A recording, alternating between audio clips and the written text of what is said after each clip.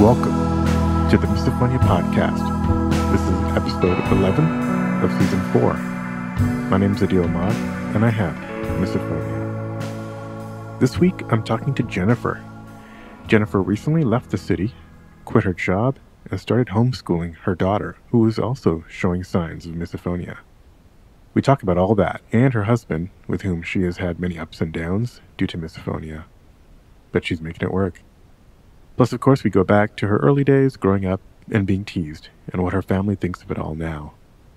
Great episode that covers a lot of things that people are dealing with, especially parents and relationships with misophonic people. Remember, please leave a review or just a rating in your podcast player. It helps the algorithms show this podcast to more people. I've been getting more and more messages from listeners, so please keep those coming too, either emailing me hello@misophoniapodcast.com or from the website misophoniapodcast.com. Or you can hit me up on social media at Misophonia Podcast. Some of those messages have been about stickers, which I have been super bad about mailing out over the past year, just due to the sheer being overwhelmed by the world. I hope to send a big shipment out soon, so please hit me up for some freebies. All right, now let's get to my conversation with Jennifer. Jennifer, welcome to the podcast. Good to have you here. Thank you. It's good to be here. So, whereabouts are you? I am in Kitsap County, Washington, which is across the Puget Sound from Seattle, Washington. Oh, yeah, beautiful. Okay, I used to live I'm in in the Seattle. country. Mm-hmm. Yeah. Okay. Yeah, I recently talked to somebody who's also like pretty northwest of Seattle, like on one of the very quiet islands. I forget what the name is. So yeah, Whidbey Island or San Juan, something like that. Yeah, you'll hear it. You'll hear it coming up in one of these episodes. But cool. And was that choice of those? That side of the Puget Sound partly due to just kind of needing some isolation? Yeah, I moved to a suburb of Seattle called Bellevue when I was 9 years old. Oh, so yeah. it was 40 years ago, and 41 years ago. And back then it was a very quiet suburb. I went to college in Western, which was up in Bellingham. College was very difficult living in a dorm room. I moved to Seattle and lived in the city for about 10 years in different parts of the city. And then I moved back to Bellevue. And my husband and I, he's from Brooklyn, so he thinks Seattle is paradise. And so compared to Brooklyn. And he's also very hard of hearing. He's probably got about 80% hearing loss, and he wears hearing aid. So for him, he was quite content, and we had a very good life, 2 incomes, 1 child in school. And I said, I really need to get out of the city. I can't stand it, and I can't stand work anymore. I'm stressed out. I was a manager working for the government, and I had a lot of people under me who depended a lot on me.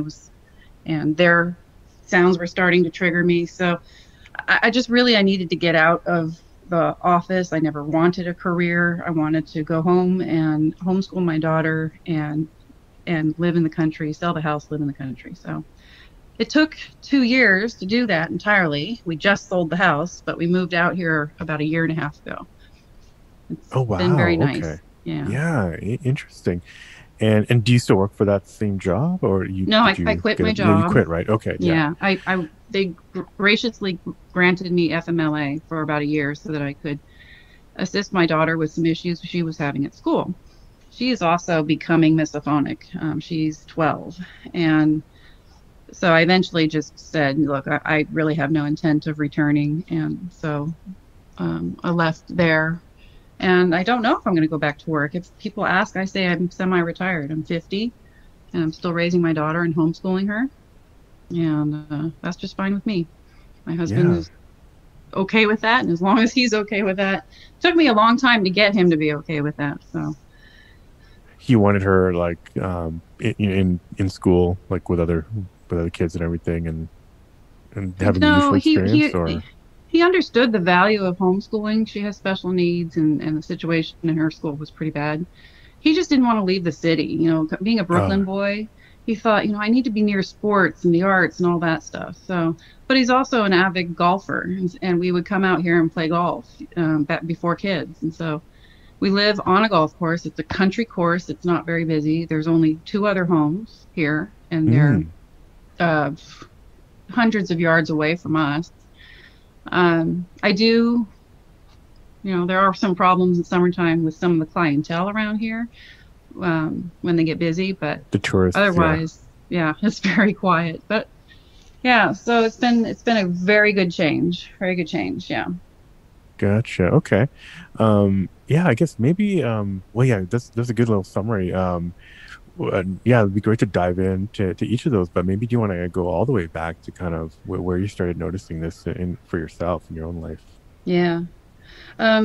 Personally, I would have to say almost as long as I can remember, but I'm going to say around 7 or 8, I started getting, I always had a bad temper, and I was accused of, losing my temper in certain situations. And I think the combination of having a bad temper and the misophonic, the noise triggers, when the misophonia started, and I would react to those sounds, people just thought it was more of my bad temper. Yeah. So I also had, as a child, very bad anxiety. I still do, but it's managed now. And my mom had recognized that I probably needed some help, but my dad was, oh, she's fine. This is the 70s. She's fine. She'll grow out of it, kind of thing. So it wasn't the type of thing where I felt like I could speak up about this problem. I didn't speak up to my family about it until probably my middle school years, when I started doing things like sneaking into my 2 sisters' bedrooms. They like to sleep with their alarm clock radios on really low. And I would go in there and turn them off because I could hear them. Yeah. And it would drive me nuts. So triggers like background music, bass, and chewing. Those were my first triggers. Gum chewing and some food chewing. You mean your top triggers or the first triggers? Those were my first triggers, yeah. Yeah, yeah. And were they basically your family members? Like many of us, yeah. Yeah, each one kind of has their own thing that triggers me. And I also have some visual triggers associated with that too. What's the word for that? It's misokinesia. Misokinesia. Kinesa, yeah. Yeah. It's a funny story. We had a sectional sofa. It was the 80s. We had this big ottoman in the middle, and our whole family would sit in it with our feet out on the ottoman. And I had one sister who would wiggle her feet frantically all the time while we were watching TV, which was just past the view of the feet. So I'd have to get really creative in shielding the view of her foot from my eyes while I could still watch the TV. So I still have that trigger when people bounce their knees or their feet. I can see it. But yeah, as I got older, I definitely got more triggers. The one place I didn't have any triggers unless it was related to chewing, like gum, or fortunately in the 80s, cell phones weren't in school. There were no such thing. People didn't bring music to school, especially in the classroom. So there weren't a lot of triggers for me in the classroom. There were no computers, unless it was gum chewing. But as I got older, college, dorm room situation, that was hard. Very hard. You got put in with somebody in your actual room, or just I had a roommate. Yeah, in a dorm with a roommate. Yeah, I tried to be social. I wanted to be social. Yeah. And I had a hard enough time being social growing up, between my temper and my anxiety and relationships with my sisters, moving and things like that. So here I was in college with a fresh start to be social and make friends. And so I was in this dorm room situation. And, fortunately it was, I don't know if other people are like this who have misophonia, but if it's really loud and temporary, I can handle it. Whatever it is, nothing triggers me. Yep. And I think it's because it masks everything, but I have to know that it's going to end, and parties eventually end, right? And I would go to the parties. I didn't like hearing them through walls. I would just go to them. So, But I did only go for 1 year living in the dorms, and then I finished school in Seattle, living off campus on my own. So it was a little easier. Yeah. Did you ever mention it to your roommate? Yeah. Anything? You expressed it in any way other than maybe I actually lashing did. out? I switched roommates because I became friends with one of the neighbors, and her roommate became friends with my roommate, and it seemed like we fit better together, so we switched. But my new roommate was the most disgusting gum chewer. And so I did all kinds of things to just mask it or get away from it or avoid it. But I just did not want to say anything to her because I was like, oh God, I just moved into this dorm with her. And, So you became friends with her, and so you became friends with despite the fact. Did you know that she was kind of nasty gum chewer? A nasty gum chewer? No. Okay. Not really, no. Yeah. Yeah, I'd only really gotten to know her in kind of louder environments, and Right. so as the year went on, yeah. As the year went on, yeah, we by the time the year ended, we did not get along very well at all, and that was just because I had to spend so much time being antisocial just so I could manage. Gotcha. Did it start to affect your grades and stuff at all, too, or was it mainly? Yeah, I had terrible grades. If I couldn't have quiet in my dorm to study, and I had good grades in high school when I lived at home, all through school. But if I couldn't find a quiet place to study, I just wouldn't study. And sometimes I would skip classes because that's when the dorms were quiet. And I could sleep. Or if there was something I had to do for that class or a class later that day, I could write a paper while it was quiet. I could, so I did my very best to manage, same way I did in high school. I mean, I had a 4.0 my junior year in high school. And I think I graduated 3.85, top 10% of my class. And but learning how to manage studying, which I really didn't have to do in high school, it was pretty easy for me. It came easy. Mm-hmm. I just couldn't figure out how to manage that while living on campus. And we also live in an environment up here where in Bellingham, they would get terrible north winds from Canada, and it would just be freezing cold. And so to motivate myself to get up and walk, almost a mile, it felt like to a class was hard to do. So you were really, and also living in Washington, you live inside for quite a few months out of the year. So. Yeah. So you mentioned earlier something about the relationship with your sisters. Was that kind of frayed or affected at all by your misophonia growing up? Growing up, I mentioned the music, the clock radios. Yeah. I have a twin sister whose room was across from me in our teen years, and we fought all the time, and she snored really bad. So I do remember one morning when she was gone, I went in and trashed her room. It was revenge because I was just so sick of the snoring. Wow, so, a lot of the things that I did as a kid that pissed off my sisters, throwing fits and tantrums was triggered by, sound issues, and it may have been delayed rage. Yeah. But nonetheless, it was, revenge of some sort. So that's interesting because a lot of people say that the triggers are very in the moment, and then once it's gone, they're able to kind of get back to equilibrium. But it seems like for you in some cases, it kind of the group, whatever it was, stuck with you, and you need to act out. I think it was survival for me because I knew I was outnumbered. And they didn't care. And you knew it was probably going to happen again because right, and they didn't give a shit if I had whatever problem. So Yeah. In fact, my twin sister. So even like basically throughout your childhood, not just in the 70s, like it was kind of dismissed or not taken seriously at all. No. Did you see? And there was no name for it, and there was no recognition. Were you seeing any like a professional maybe for anxiety or any other issue or no? Like I said, my dad just kind of waved it off, told my mom, she'll grow out of it, kind of thing. And so it wasn't until I was 40 that I was diagnosed with anxiety. And I'm now. Gotcha.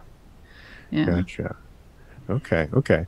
So I did all kinds of things to manage, smoking, weed, some LSD every now and then in high school. But I think the more I effed up my brain, the more nothing bothered me, whether it was my anxiety, misophonia triggers, whatever, stress. And so it was fun to fuck up my brain. And I knew I was smart enough to do it without either going to jail, killing myself, or getting caught, so to speak. And so that's what I did in my later years in high school. In fact, in my senior year, I almost got kicked out because I skipped classes so much, and I did get kicked out of a couple classes. So there was a meeting mid-year to, what are we going to do to make Jennifer graduate kind of thing, when I had gone from a 4.0 in my junior year. So I did graduate, and I managed. Teachers pulled together and got me through it. And college was a little different because then I was like, fuck it. My parents aren't around anymore. They'd just gotten divorced. So I really didn't give a shit what they thought anymore, because it was like, to me, our whole family was a fake. It was just a fantasy that just poof went away when I, my senior year in high school, graduated high school. So going to college, I was like, I can do whatever I want. So I think that was how I managed a lot. And then when I got to be about 21, when things were legal, I just said, okay, I'm done. This is boring, and moved on with my life. But I still use CBD. And is that helping you? Yeah, it does. It helps with anxiety quite a bit. Gotcha. Okay. Helps with sleep. And does it help in those trigger moments, like maybe the amplitude of your triggers not being as intense, or being able to recover from a misophonic trigger? So I think a combination of that and medication has helped kind of buy my brain some time to say to my husband, who's my biggest trigger, and I even if he's talking in the middle of doing whatever he's doing, I'll interrupt him and say, you're doing this right now. I can't listen to that. I'm going to, finish what you're doing and then come back, And so it calms me down enough to have a more logical, reasonable reaction rather than just pure outrage. Yeah, instant outrage. Gotcha. And we've been married almost 18 years, and we've had ups and downs. We've almost divorced as recently as in the last 2 years. And a lot of that has been around misophonia. I sent him the movie Quiet Please, and I've invited him to follow some pages and read about it. So he understands that it's real. And he will say, I'm going to go eat in my room. He's got this little man cave, so that I don't trigger you, it's with certain things. Like portable food, like pizza or burgers, things like that. But when we eat at the dinner table, we're probably a good 10 feet apart, Yeah. And do you bring anything in, like, do you bring earbuds in or anything? To just kind of, I have the TV on in the background. I see, yeah. During dinner. And that, for the most part, helps. But I usually have to throw out a couple of reminders through dinner. And try to do it. That's hard when it's during dinner. That's really hard. Yeah. Because I know I can't just throw my stuff down and get up and leave. I have to be on my best behavior. So that's when it's the hardest. And I may, be like, just give a hard stare or something like that. Glare. Oh, yeah. But I eat fast, and I get up and I start cleaning up the kitchen, and I leave. Yep. Classic. And your daughter. Do other people do that too? Oh yeah. That's a common thing to eat quickly, maybe do the dishes, offer to get seconds, offer to make drinks. Those are classic things, and those things a lot of them come around, or especially important around the holidays. So a lot of these tips come up around Thanksgiving and Christmas, because it's like twice or three times as many people around. And then you got the older generation, which is even more of a it's even more of a kind of a game over for misophones, because they tend to they're offended. My mom is offended. That too. And she has an old aunt of hers, and I can't remember her, Aunt Louise or something like that. And she says, okay, Aunt Louise, sit down, because I'm up and I'm putting the leftovers away and I'm clearing people's dishes. And she's on her second bottle of wine, and they're chit-chatting, and they'll talk for hours. And I just can't do that if there's still food on the table and plates and dishes and stuff. I just have to get away from that. I can come back when it's all done, right, and sit there and talk and have a conversation. Another trigger of mine, which is specific to my husband, is breathing. His breathing in particular. When someone is deaf in general or near deaf, they don't know how much noise their body makes. We have all learned with our hearing from being born with our hearing, full hearing. We can we can walk quieter. We can cross our legs quieter. We can get dressed quiet. You can do everything quiet. You can do it loudly or you can do it quietly, right? Everything, dishes, whatever it is. And so he doesn't have that sense of, I'm doing this quietly or this is making too much noise. He just does it. It's all quiet to him. So there are times when I have to come interrupt whatever he's doing and just say, you are being so loud, and I'm like, oh, I'm sorry, because he works from home also. So he's in his office across the hall from my daughters in my classroom where we're homeschooling, and he's on Zoom calls and conference calls for most of the day.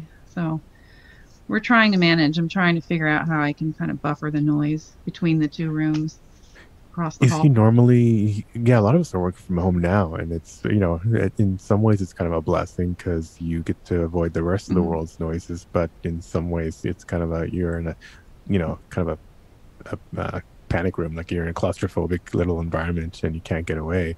Yeah. Has it been, I mean, I can imagine, like you just described it. Is he always working from home, or like he would pretty much? Okay, he's been in like 5 days since the beginning of the year. So because his office is a good hour commute away.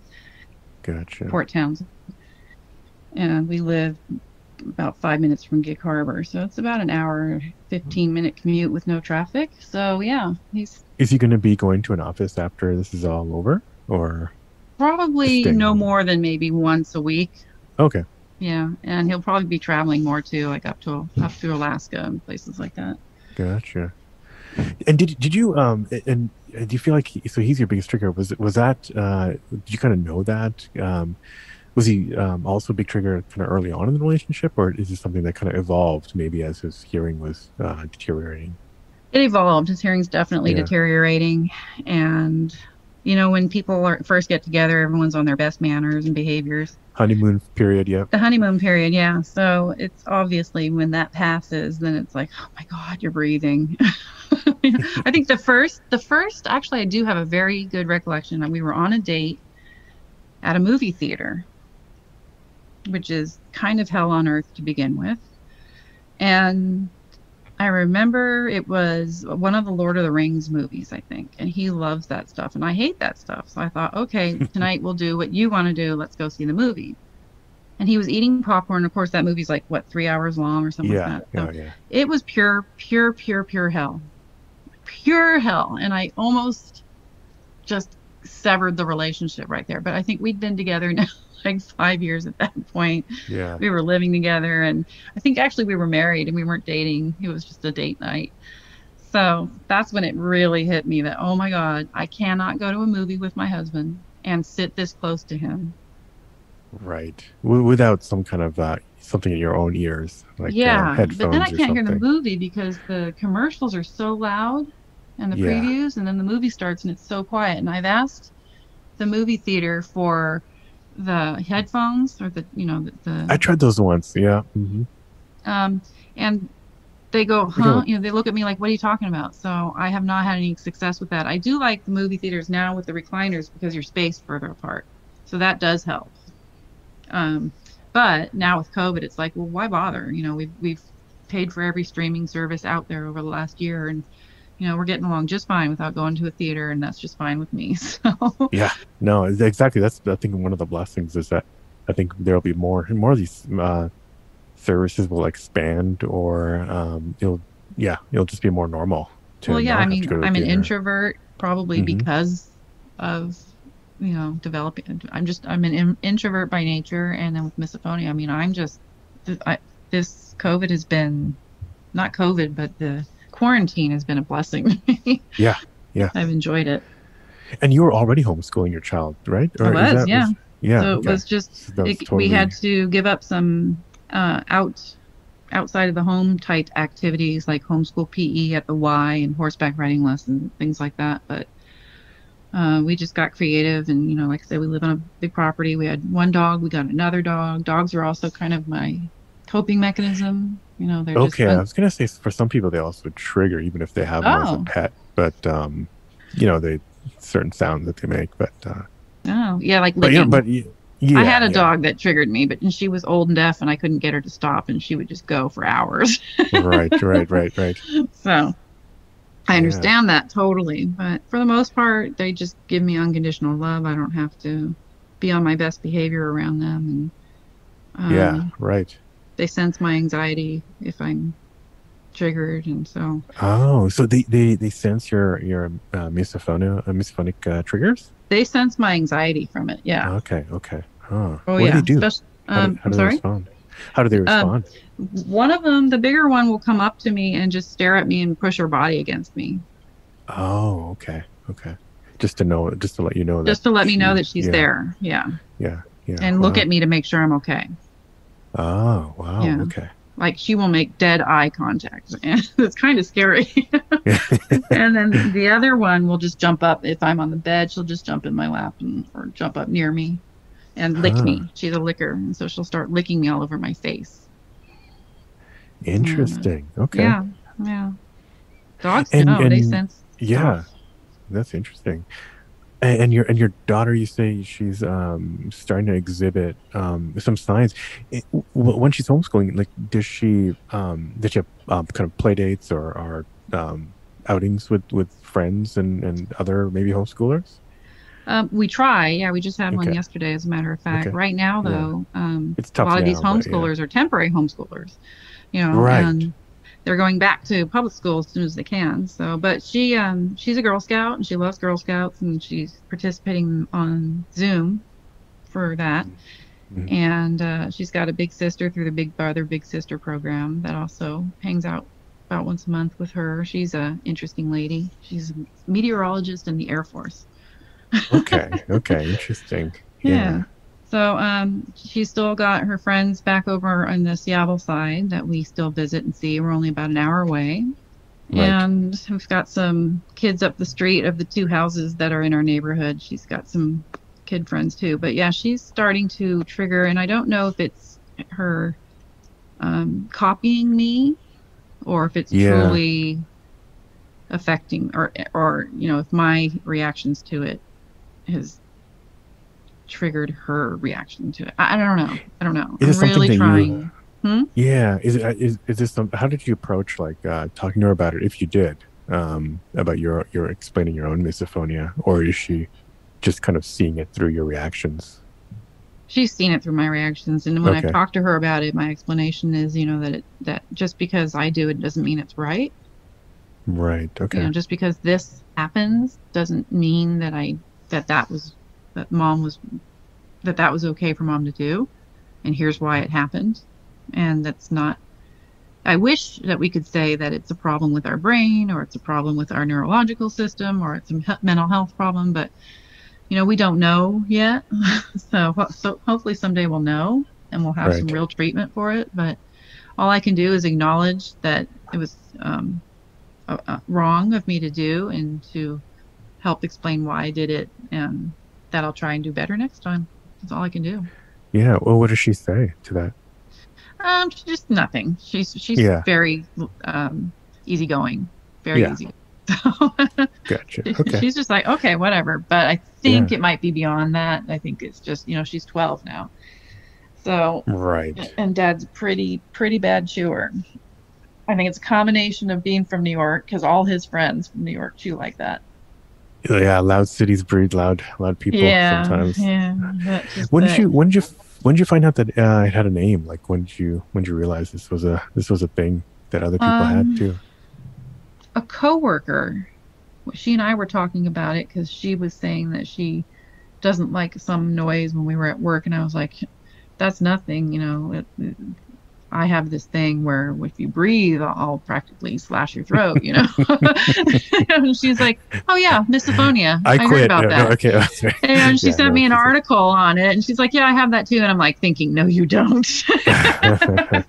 And I'm trying to think of how long ago that was. Probably about 10 years ago. Maybe okay. not quite 10 years ago. But when that's I when a bring lot of it people up, became aware of it. Yeah. but when I bring it up to any of my doctors or caregivers, whether it's on the psychological side or the physical side, they just go, "Oh, huh, what's that? No, I Yep. never heard of it." You know. Yep. So I haven't bothered to really look outside for any help, Mm-hmm. and not real serious help. I've contemplated some sort of hearing aids to do the reverse of what hearing aids do for my husband. But frankly, I have over the ear noise canceling headphones, Bluetooth wireless headphones, and I have in the ear Bose headphones that I've had for years, and I just keep replacing the tips Yep. and cleaning them. And between one or two, or one or the other or both, I can get through just about anything. I like the Right. Bose wired ones because I can put them in my ear in the car. Like, let's say my husband and I are driving for a while, because if he's sitting next to me in the car, that triggers me. Yeah. So I'll put those in, and I can still hear the conversation, the road noise, myself, but I'm not hearing the triggers, and I don't look ridiculous. so, so that works. Yeah, gotcha. And did you go back and tell your family, like show them that, Yes. hey, this is a real thing? Okay, well, what was the Yes. reaction there? I got no reaction. I Gotcha. Yeah, I got no reaction. And I think as a kid, the triggers would just, those sound triggers and my reactions to them would just trigger fighting among us as sisters. Because we Mm-hmm. all naturally fought anyway. We're very close in age, very competitive. And so, yeah, I don't, my husband has been the most supportive and the most um, empathetic with um, how this is a real problem. And while he may not know what it feels like, he at least knows that I'm not crazy, and that I can't help it, that I really can't help it. Even though my reactions make him mad sometimes, and he will let me know it. He'll just make a face or a grimace or something and walk away. you know. Yeah. Well, at least he But walks away. So right, but he's much better now that he's seen the movie Quiet Please, yeah. and that we've talked about it openly, how this affects our relationship. I mean, it even affects our sex life, because there's a lot of breathing involved in sex. Right. And If done yeah, right, yes. Yeah. if it's done right. So, so he's like, well, you can wear your headphones. I'm okay with that. So, if we had a joke for a while that, if he came to bed and I had headphones on, that meant that was the night. Right. But now I sleep with headphones on every night, pretty much. Okay. That is the one thing that bothers me, is that I do feel that as I get older, it just gets worse. It bothers Yeah, me. that's I've definitely heard that, where the number of triggers expands, Mm-hmm. and but the thing is, well, usually, well, at least kind of early on in adulthood, you feel like you have more control over when you were a kid, when you really had no control, and so that gives some kind of solace, but um, doesn't I feel doesn't like change the I have more triggers. I don't know. power.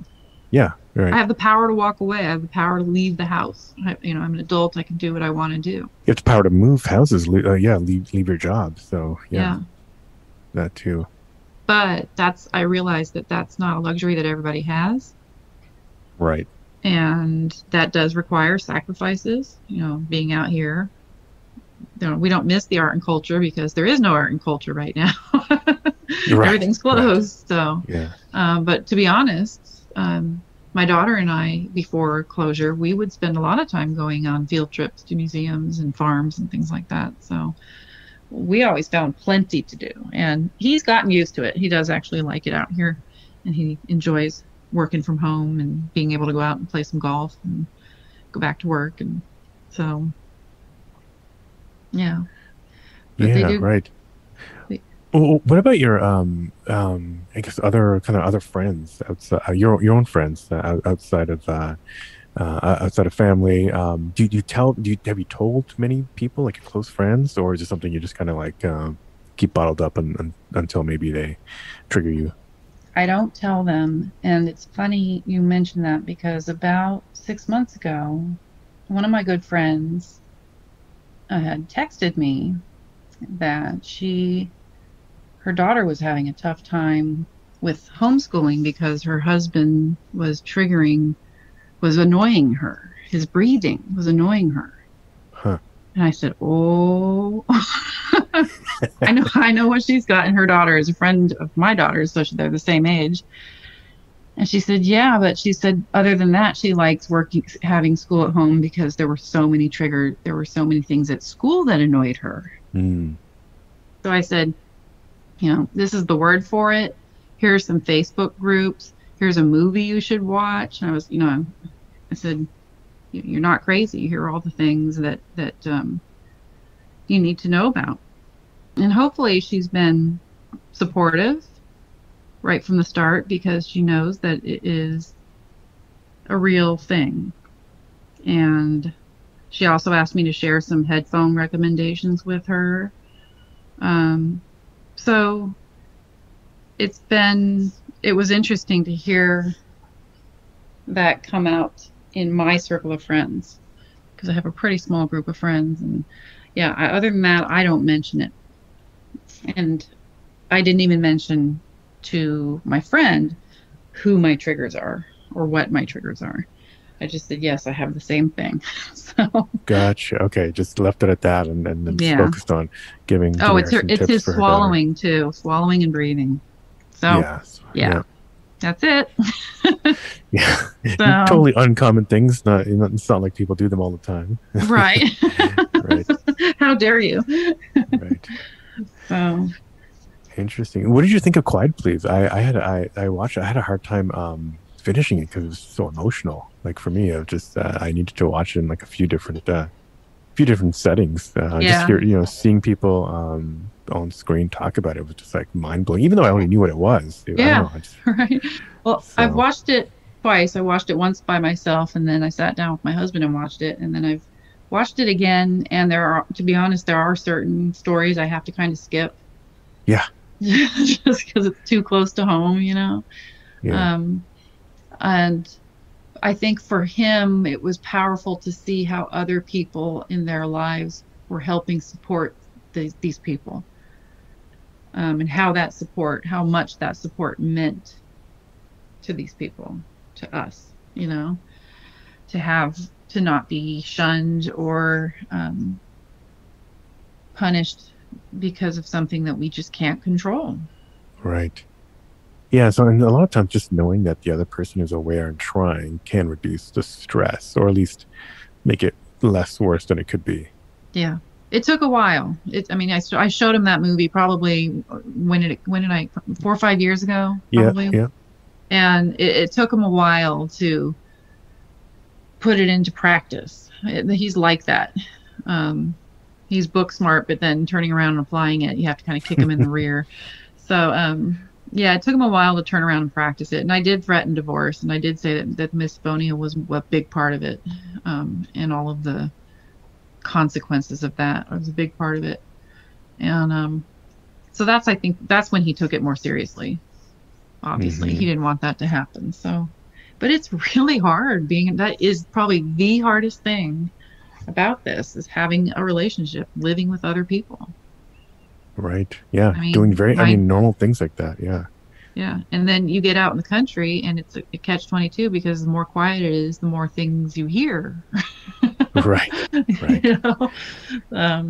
the more you're kind of the more you're kind of quote unquote stuck with the same people that potentially trigger you as well. Right. There was a story on the news the other day that someone, I think it was in Seattle, shot a crow in the morning. And I thought, well, I know why. It was probably out there cawing at like 5 a.m. Right. Yeah. I guess nature sounds, nature sounds right. They can be beautiful, but I guess that repetitive, if something triggers you and it's repetitive, it's kind of game over for Mr. Crow.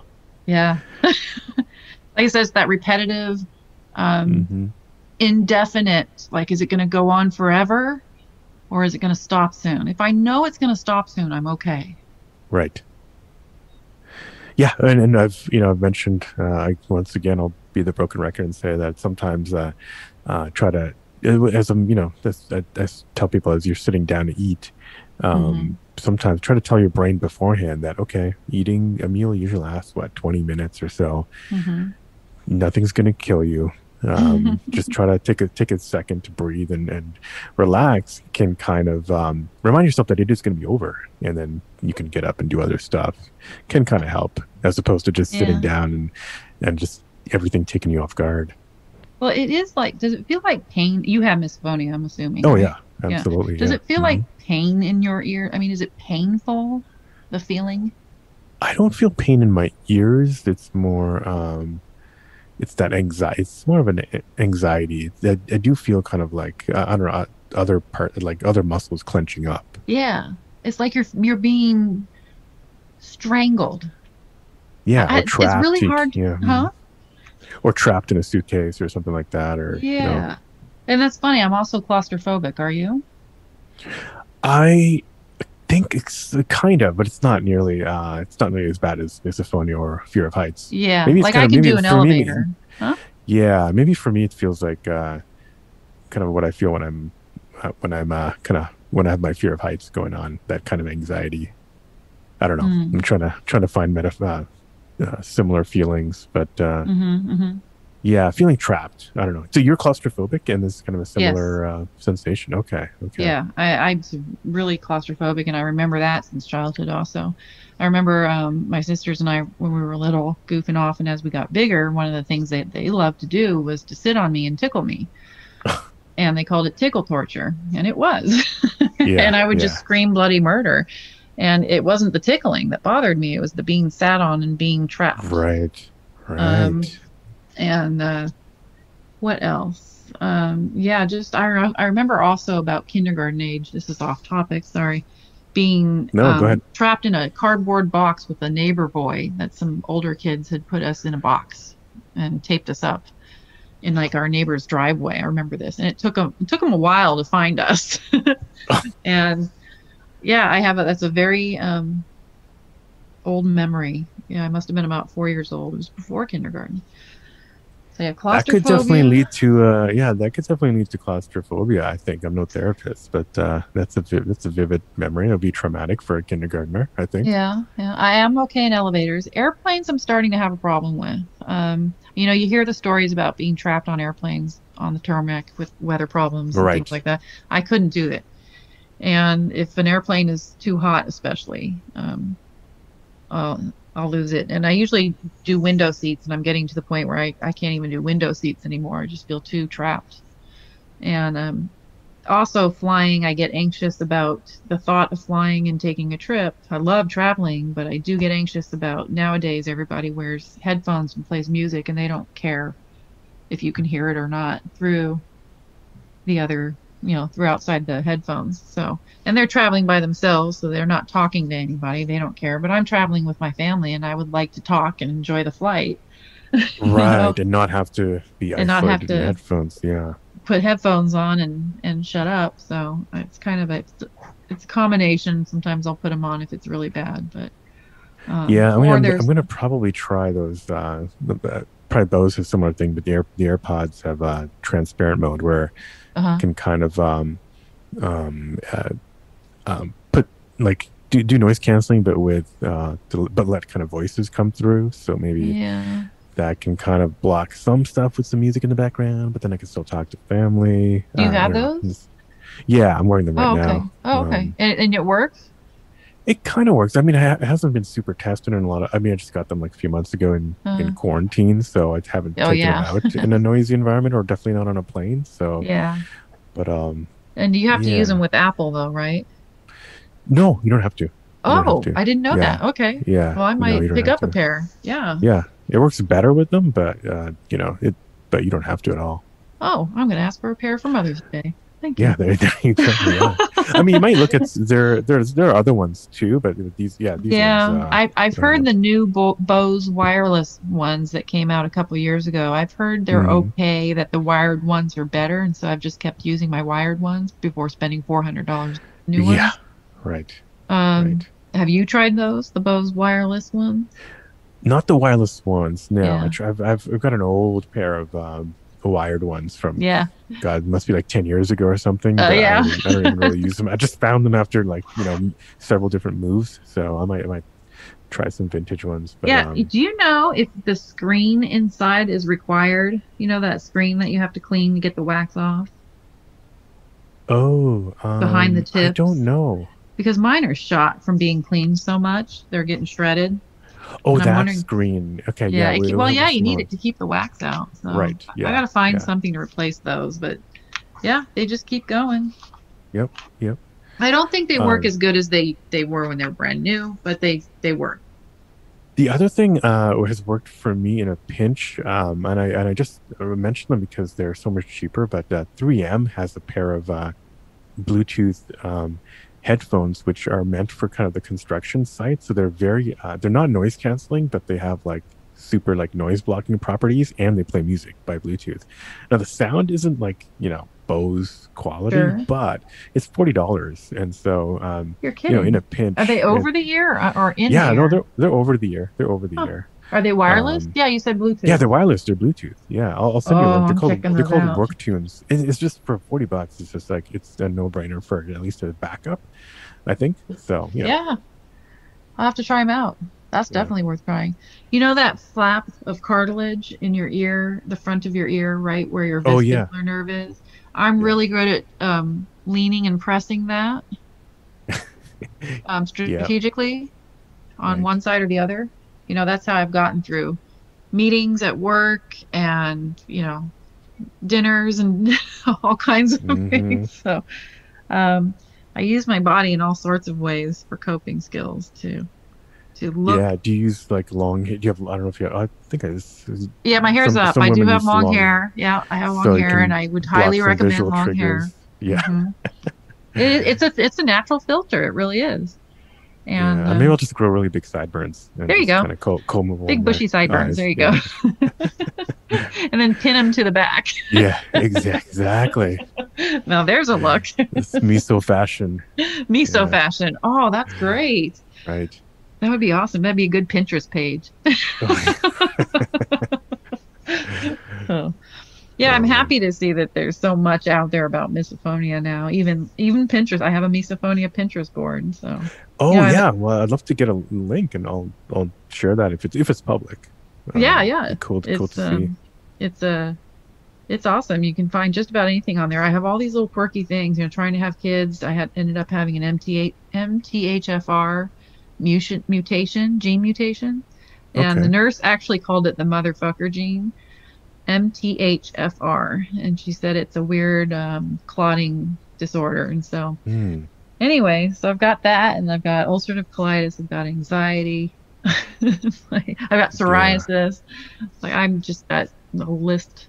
I wish there was a vaccine for misophonia. I wish there was some treatment for misophonia. Yeah, Um, there's research starting to happen, maybe starting to pick up, yeah, I but see that. Duke. yeah, I'm hoping Duke. There's now a fund that looks for that just started last year that Yeah, is looking looking for at research research opportunities. into exactly. Well, So I'm all for it. So, I mean, I'm 50 years old. I made it this far.